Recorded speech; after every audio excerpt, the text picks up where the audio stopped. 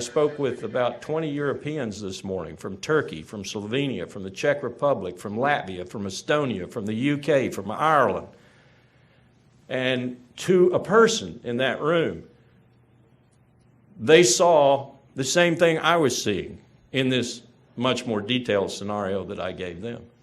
They saw the silver lining. The silver lining is that we manage this with good leadership, consistent, sustained good leadership. Can't just be President Obama. It has to be President Obama, President Brown, President Wilson, whomever. It has to be about 20 to 25 years of good leadership. Where are we going to find that with our political process?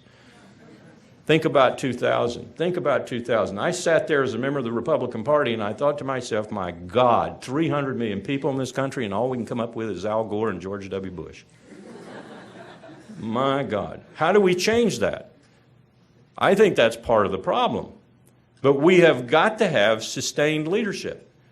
We've got to have good leadership and we've got to begin to meet these challenges. If we want oil, if we want gas, if we want it for our allies, and one of the things that wasn't mentioned about the overthrow of Mohammad Mossadegh in '53, Truman didn't want to do it.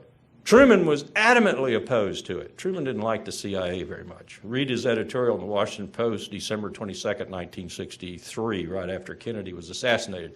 Truman says in that editorial, I don't recognize the CIA I created. That ain't the CIA I created.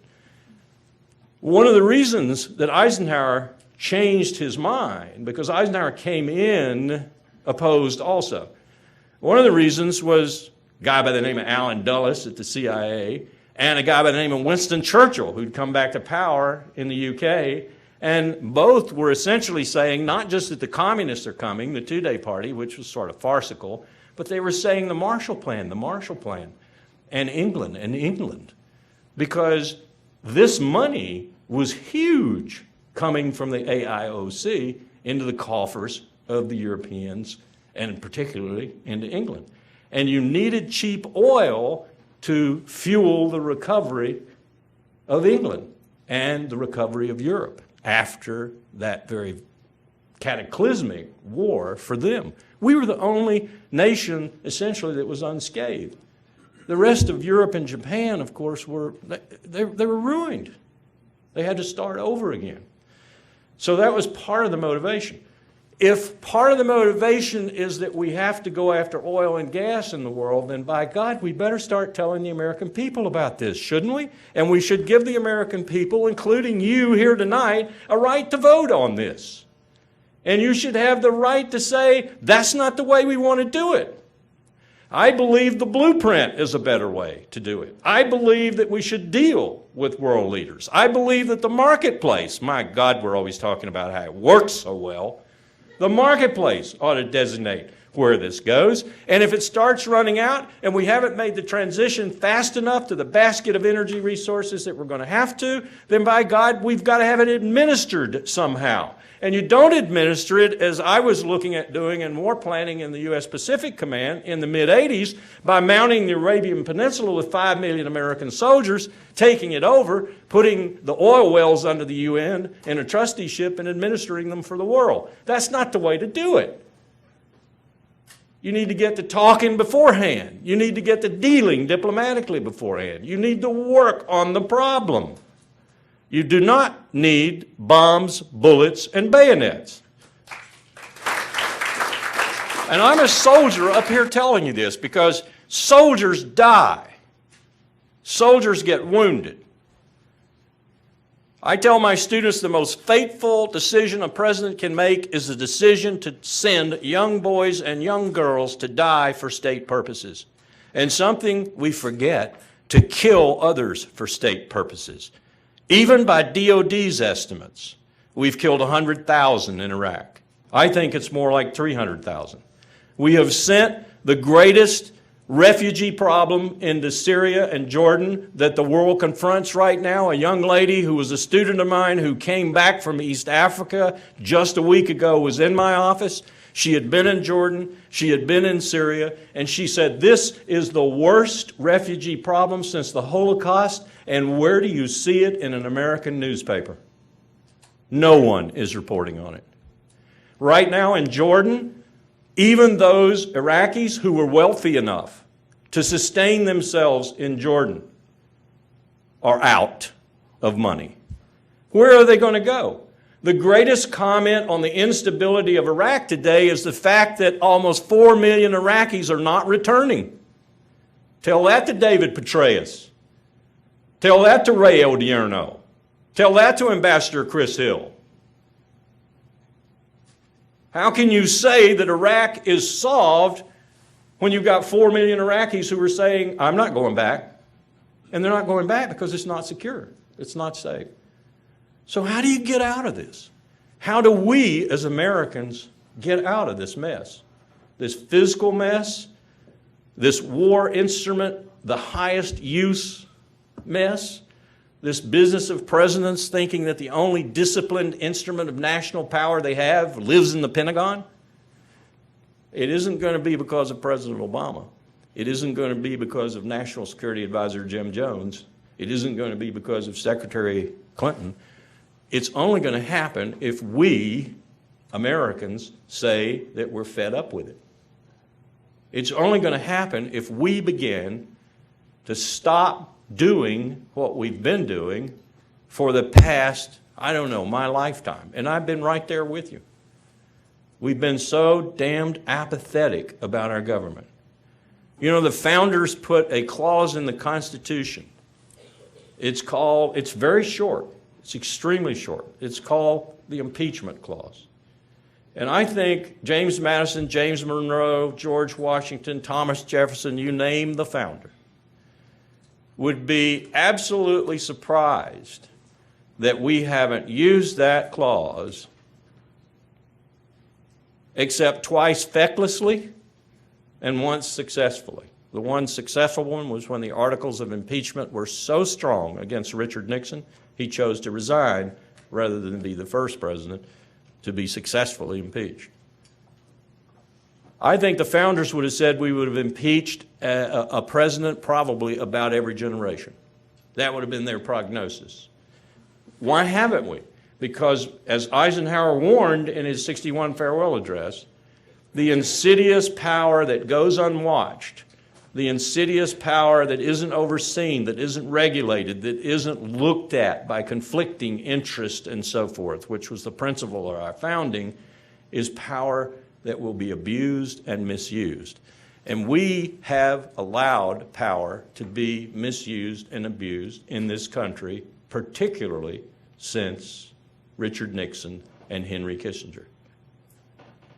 It's been going on for a long time. I don't pretend to have the answer for you up here, but I do know that Jefferson was right when he said the answer is in the clash of opinion, of idea, debate, and so forth. I don't even see that anymore. Ray's point about the newspapers, well taken, well taken. Where is the debate going on? Where is the discussion going on? Where are the ideas being refined? It isn't in the Congress of the United States. There are people over there who do not even realize that we are bankrupt. They think they can continue to print money because they've been printing money for so long that that is a lifestyle for them. The only way this is going to change is from the ground up. And we would be, let me say, as cynically as I can, probably the first democratic republic possessed of an empire, commercial or territorial or otherwise, to resurrect itself from the ashes. Because history says we're going down. That's what history says. I dare you to name a single empire in human history that has survived. It is nowhere written in stone that the American empire will be exceptional, despite what Madeleine Albright said about us being the exceptional nation. So it's about time we get busy and do everything in our power to make sure that whatever is happening happens so that our posterity, which we seem to have forgotten about, which our founders didn't, so that our posterity does survive with some decent prospects for the future. I was out at the Stanford Law School about 7 months ago, and I told about 300 prospective lawyers. You will be the first generation in American history, as short as it is, to have a lower standard of living than the generation before you. Wow. The Q&A lasted for 2 hours. Not individually. One of them will go out and make $300,000 in his first job. But collectively, my children, your grandchildren, my grandchildren are going to have a lower standard of living than I had. That's a reality. Whether they turn that around so that their generation and the generation after them and the generation after them even has a place that is free, that is marked by democratic principles, that looks like a well-governed republic, that isn't dominated by its military, that isn't physically irresponsible, is up to them. That's the challenge that they have. We have not left them, will not leave them, a great opportunity in that regard. The challenge is much greater than it was for my generation or the generation before that, in my view. This fiscal crisis that we are in right now and that we will not get out of for some time to come is more profound than 1929. And we will see the results of that slowly over the next 5 to 10 years. It is going to be difficult. It is going to be challenging. It is going to be extremely hard. And Afghanistan and Iraq are going to be solved in that sense.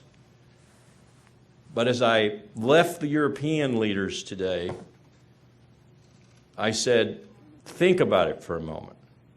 As bad as the United States of America has been in the last 8, 10, 15, 20 years with regard to the world community, as bad as our leadership has been, as difficult as it has been sometimes to even be with us on this or that issue, what's going to replace us? John McCain once said, the world without American leadership, regardless of how that leadership sometimes goes, will be worse than the world with American leadership.